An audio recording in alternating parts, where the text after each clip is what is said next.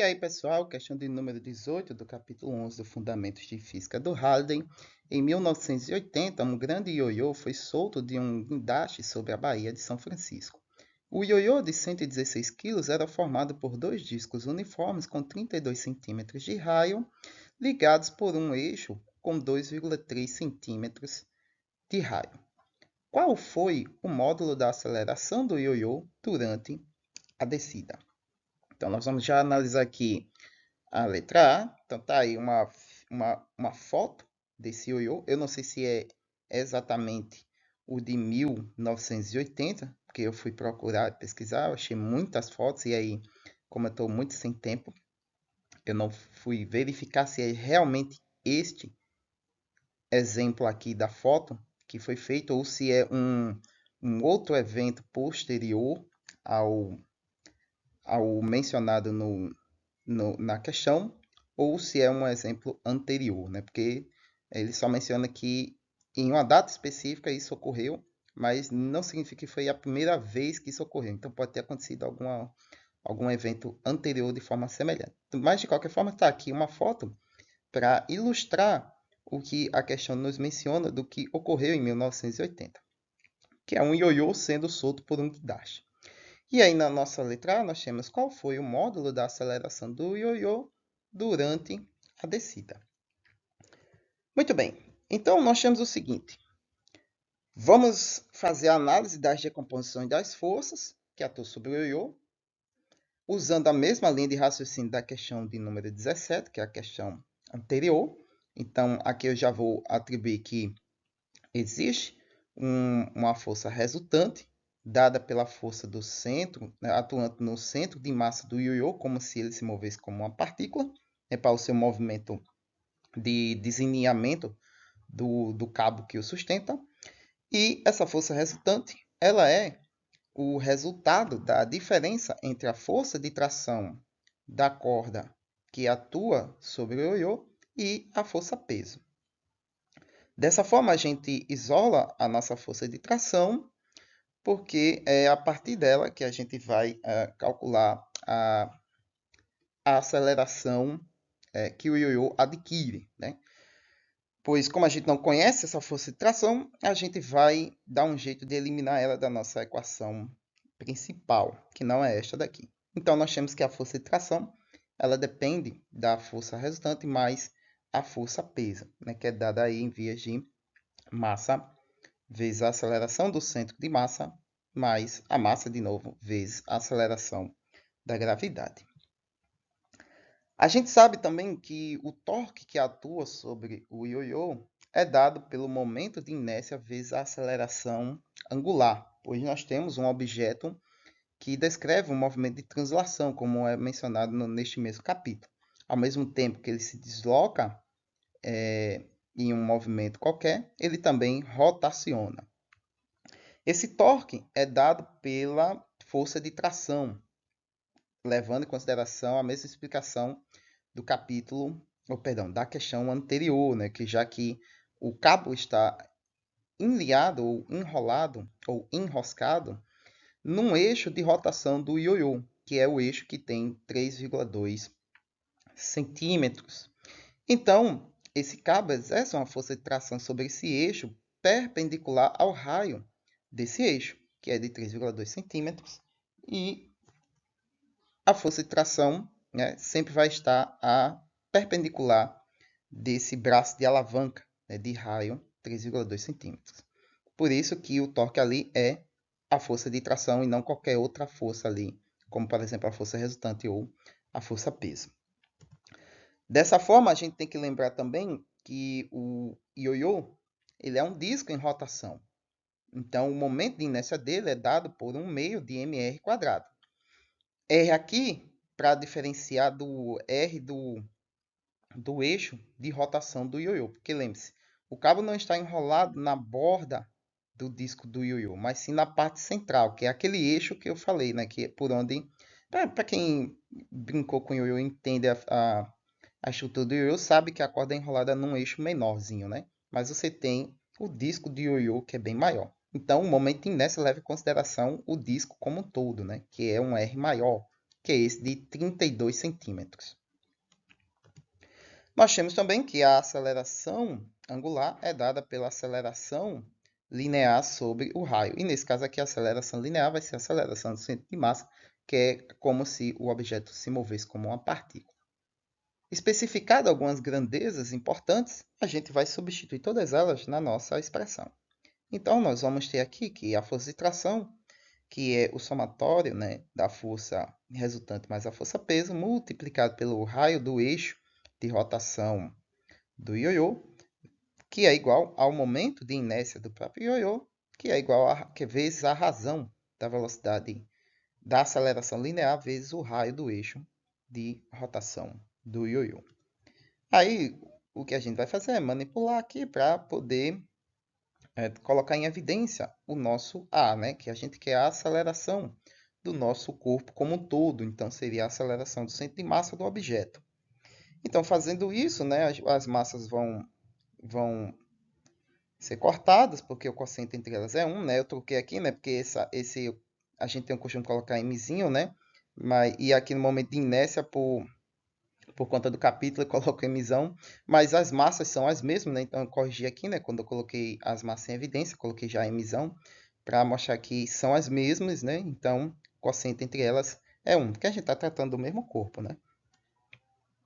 Então, nossa expressão fica desse jeito aqui, né? A gente vai colocar a nossa aceleração em evidência e isolá-la do resto das variáveis. E aí nós chegamos com essa expressão aqui. Então, a nossa aceleração ela vai ter essa cara aqui. 2 vezes g vezes r quadrado sobre r quadrado menos 2r quadrado. Substitui os valores, a gente conhece todos esses valores, né? G é a aceleração da gravidade, r é o raio do eixo de rotação do ioiô, r é o raio do tamanho do ioiô. Resolve, e aí nós temos que a aceleração do ioiô, né, em queda, né, não em queda livre, mas deslineando-se do nosso cabo, é de 0,2 metros por segundo ao quadrado. Na letra B, ele pede durante a subida agora, a aceleração durante a subida. É a mesma, né, já que ele desenrola e enrola de acordo com a tensão, que na verdade é entre a diferença da tensão e da força-peso que atua sobre ele enquanto ele se desenrola do cabo. Então, a aceleração de descida é a aceleração de subida. Então, na letra B, nós temos também uma aceleração de 0,2 metros por segundo ao quadrado. Se for em termos de orientação de eixos, né, e você considerar o para cima como sendo o sentido positivo do eixo e para baixo como sendo negativo, então na letra A ficaria uma aceleração de menos 0,2 metros por segundo ao quadrado e na letra B uma aceleração de 0,2 metros por segundo ao quadrado positivamente. Na letra C, ele pede qual foi a tensão na corda. Aí a gente usa aquela equação aqui, ó, dentro do retângulo pontilhado azul, já que a gente já tem uma expressão para a tração da corda do nosso ioiô, que é dada por isso daqui. E colocando a massa em evidência, então nós temos a massa que multiplica a soma das acelerações, da aceleração do ioiô e da gravidade. A gente substitui os valores, nós temos o conhecimento da massa, que é 116 kg. Então, a tração na corda é de 1.160 newtons. Na letra D, ele pergunta o seguinte: a tensão estava próxima do limite de resistência da corda, que é de 52 kN?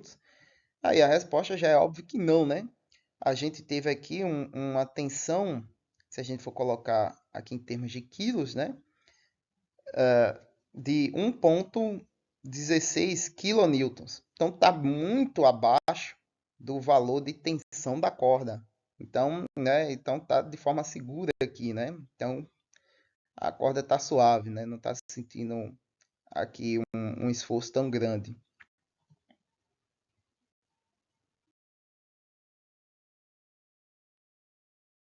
Dessa forma, a gente coloca aqui, ó, de forma resumida, que não, né? Não está nesse limite, né?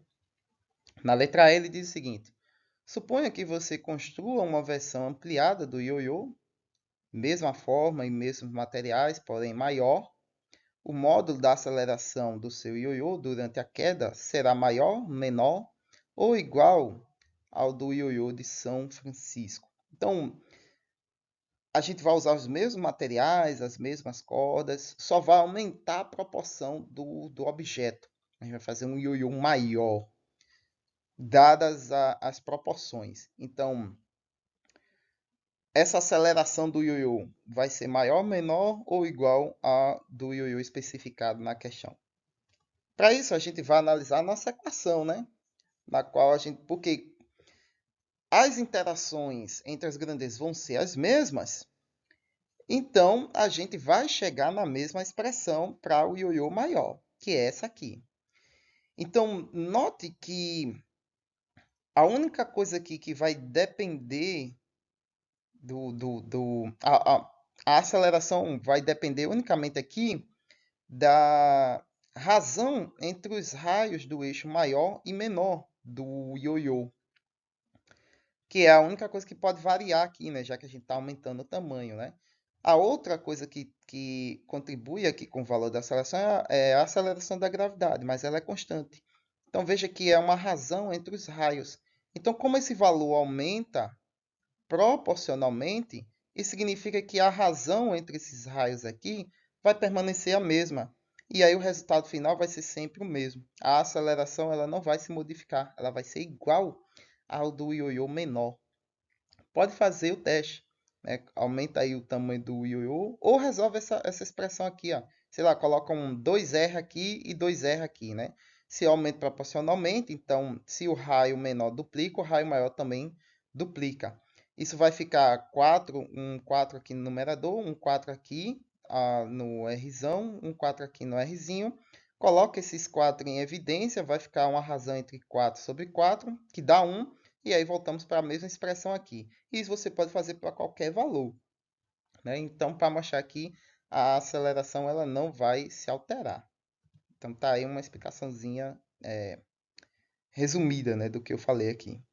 E na letra F ele pergunta, e a tensão? Ela aumenta ou diminui se a gente aumentar o tamanho do ioiô? Aí o negócio muda, né? Porque a tensão, ela depende, né? É uma expressão que depende da massa. Então, como a gente já viu que a aceleração do objeto é constante e a aceleração da gravidade também é constante, porém, se a gente aumenta o tamanho do ioiô, obviamente que a massa dele vai aumentar. E como a tensão depende também da massa, né, é diretamente proporcional à massa, então isso significa que a tensão vai aumentar se a gente fizer um ioiô maior. Então tá aí. Muito bem, pessoal, é isso aí. Espero que tenham gostado, espero que tenham acompanhado a linha de raciocínio. Aqui sim, nesse tópico, se eu não me engano, são só duas questões, né? Essa daqui e a 17, que foi a anterior. Aí agora a gente vai para um próximo tópico. Curtam, compartilhem, se inscrevam no canal. Dúvida, críticas, sugestões aí embaixo na caixa de comentários. E até a próxima questão.